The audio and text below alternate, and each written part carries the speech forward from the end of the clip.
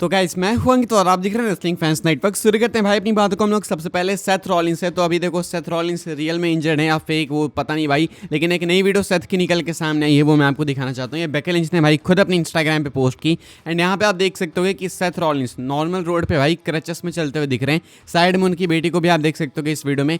अब क्वेश्चन ये कि अगर ये एक फेक इंजरी है तो क्या सेथ रॉलिंस उसको रियल लाइफ में भी सेल कर रहे हैं? क्या रियल लाइफ में वो मार्केट भी जा रहे हैं तो क्रचेस में जा रहे हैं? क्या बाहर भी नहीं कर रहे तो वो क्रचेस में निकल रहे हैं?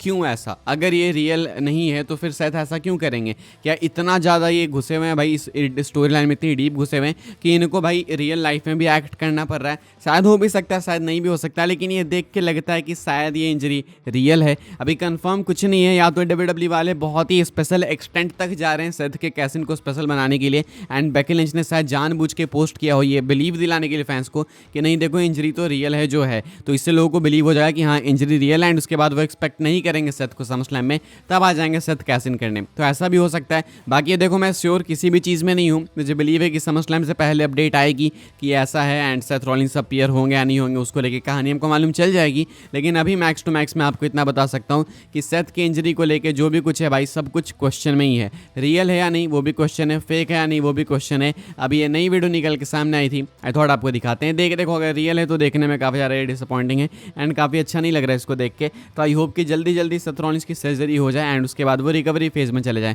एंड अगर फेक है तो भाई इनसेन वर्क है, कमाल का काम है, बहुत डेडिकेशन है। बाकी हमने सेथ की बात की है तो सेथ रॉलिंस ने भाई कुछ बेस्ट फिनिशिंग मूव्स बताए भाई, टॉप 10 बेस्ट फिनिशिंग मूव्स उनके अकॉर्डिंग कौन से हैं वो मैं बता देता हूँ, आप देख लो भाई। यहाँ पे नंबर 1 पे इन्होंने रखा है स्टॉम्प को, खुद हिट करते हैं भाई तो उसको नंबर 1 पे रखेंगे।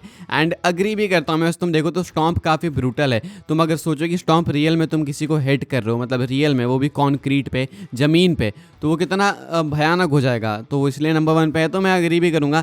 नंबर 2 पे स्टनर, आरक्यू एंड 3D, तीनों सेम मूव है एक तरीके से। आरक्यू ज़्यादा ब्रूटल दिखता है लेकिन तीनों को भाई इन्होंने नंबर 2 पे रखा है। नंबर 3 पे स्विच इन म्यूजिक भाई यहाँ पे। नंबर 4 पे इन्होंने सुपर फ्लाई यानी कि ऊसो स्प्लैश रखा है। नंबर 5 पे है साफ शूटर। नंबर 6 पे स्पीयर जो कि रोमन रेंस, गोल्डबर्ग, ब्रॉन ब्रेगर ये सब हिट करते हैं।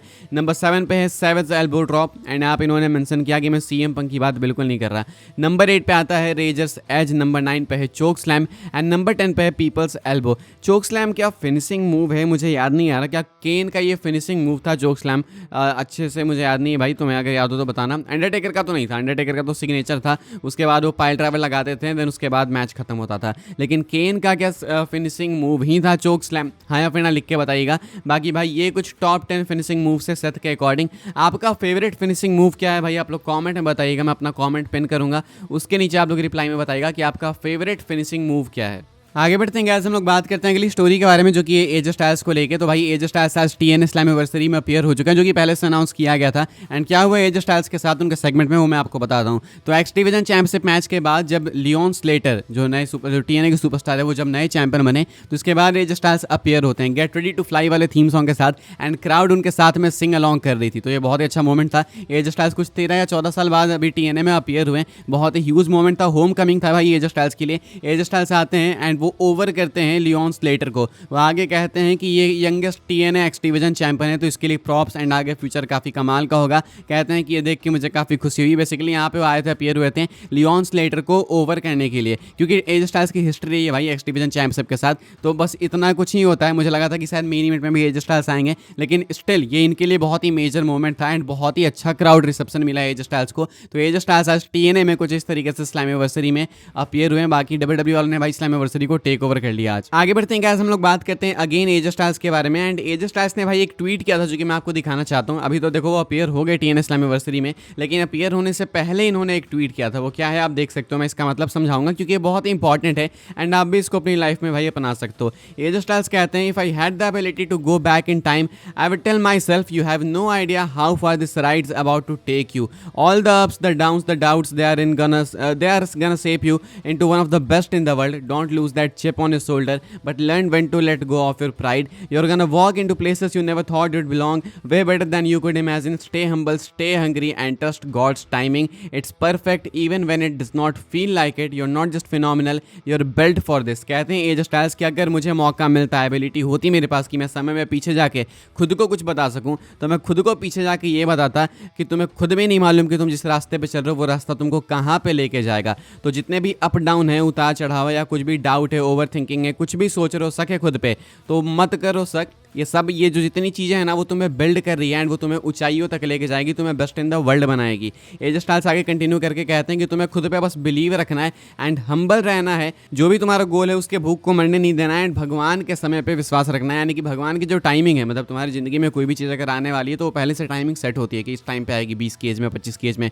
बस उस टाइमिंग पे बिलीव करना। सूरज चांद सब अपने समय पे ही उगते हैं, तो आपको भी अपने अकॉर्डिंग चीज़ें आपके सही टाइम पे मिलेगी। एज स्टाइल्स का कहना है, बस ये कहते हैं एज स्टाइल्स, एंड बहुत अच्छा मैसेज है आज के डेट में भाई। मतलब स्पेशली लड़कों के जीवन में ये है भाई कि तुम ज़्यादा सोचते हो चीज़ों को, ओवर थिंकिंग करते हो, खुद पे डाउट्स होते हैं, लेकिन ये सब कुछ इग्नोर करो एंड बिलीव करो कि जो अंत है वो अच्छा ही होगा। वो कहता है ना, अंत भला तो सब भला, तो वो अंत जो है वो अच्छा ही होता है। एज स्टाइल्स का कहना है कि आप जिस रास्ते पे हो वो रास्ता आपको बिल्ड कर रहा है। तो कहते हैं ना कि हीरे को भी तराशा जाता है, तो बस तराशने वाली फेस में हो। एज स्टाइल्स का ये कहना है। बहुत ही अच्छा मैसेज लगा मुझे, तो मुझे लगा आपको भी दिखाना चाहिए। हेल्प करते हैं भाई ऐसे कोट्स, ऐसे मैसेजेस, एंड वो भी एज स्टाइल्स जैसे लेजेंड्स की तरफ से आए, तो डेफिनेटली इस पे गौर फरमाना चाहिए। आगे बढ़ते हैं गाइस, हम लोग बात करते हैं ब्री बेला के बारे में। तो भाई ब्री बेला अपने रिटर्न के ऊपर कमेंट करते हुए कह रही हैं कि फाइनली मेरी जो बातें हैं वो चालू हो चुकी है डब्ल्यूडब्ल्यूई से, एंड कहती हैं कि वो अब रेडी हैं कमबैक के लिए। यानी कि ब्री बेला भाई अब तैयार हैं कमबैक के लिए। ब्री बेला हिंट कर रही है अपने रिटर्न के लिए। शायद इनका रिटर्न एवोल्यूशन से पहले ही हो जाता, अगर लिव मॉर्गन इंजर्ड नहीं होती, तो शायद हो सकता था कि ये लोग भाई विमेंस टैग टाइटल्स के लिए भी कम्पीट करती, निकी बेला एंड ब्री बेला, लेकिन वो चीज़ हो नहीं पाई। लेकिन समरस्लैम में शायद ब्री बेला स्टिल आ सकती हैं, या तो सीधा समरस्लैम में आ जाए, यानी तो उससे पहले आ जाए। फिलहाल भाई ब्री बेला रेडी हैं कमबैक के लिए, कुछ इन्होंने खुद रिवील कर दिया है भाई। अपनी आखिरी स्टोरी का हम लोग कवर कर लेते हैं, जो कि समरस्लैम के कार्ड को लेके। समरस्लैम के लिए कुछ मैचेस कंफर्म हो चुके हैं, काफ़ी सारे वैसे तो कंफर्म हो चुके हैं, कुछ अभी कंफर्म होने बाकी हैं, नाइट 1 नाइट 2 दोनों के लिए। तो ये बचे हुए कुछ मैचेस कौन से हो सकते हैं भाई, वो मैं आपको बता दूं। Roman Reigns and Jey Uso versus Bron Breakker and Bronson read का मैच हो सकता है, आप ये ट्वीट देख सकते होगे। इसके बाद एक multiman tag title ladder match suggest किया जा रहा है यहाँ पे, एंड होना चाहिए। रेसलमेनिया में भी भाई होते हैं tag title ladder matches and multiperson matches, तो मुझे लगता है यहाँ पे भी होना चाहिए। एंड ये जो ट्वीट में बंदे ने क्लेम करा भाई सही है, यहाँ पे होना चाहिए, सजेशन सही है। इसके बाद स्टेफनी वेकर एंड बेला ट्विंस, यानी निकी बेला ब्री बेला दोनों को यहाँ पे इंक्लूड किया जा रहा है, versus Chelsea Green, Piper Niven and Alba Fyre का मैच पिच किया गया है। ये भी लाइकली दिख रहा है मुझे। एक जूलिया का मैच होगा, जूलिया का डेफिनेटली होगा भाई, उन्होंने बोल के रखा है कि कुछ भी हो जाए मैं कम्पीट करूंगी समरस्लैम में, एंड अगर ऐसा नहीं हुआ तो मैं खुद से निराश हो जाऊंगी, ऐसा जूलिया ने बोल रखा है। तो मुझे लगता है उनको मैच मिलेगा, एंड वो चैंपियन भी है भाई, तो बनता भी है। इसके बाद डायमंड पिस्ट एंड एलिस्टर ब्लैक का मैच कहा जा रहा है, अब इसका मुझे ज़्यादा पता नहीं, लेकिन ये सजेशन है तो मुझे लगा बताते हैं। बाकी डोमिनिक एंड एज स्टाइल्स का मैच डेफिनेटली अनाउंस होगा इसी टाइटल के लिए। तो ये 6 मैचेस एंड पहले से अनाउंस्ड 8 मैचेस, नाइट 1 में 7 मैचेस, नाइट 2 में 7 मैचेस, तो हो गया समरस्लैम का कार्ड कंप्लीट।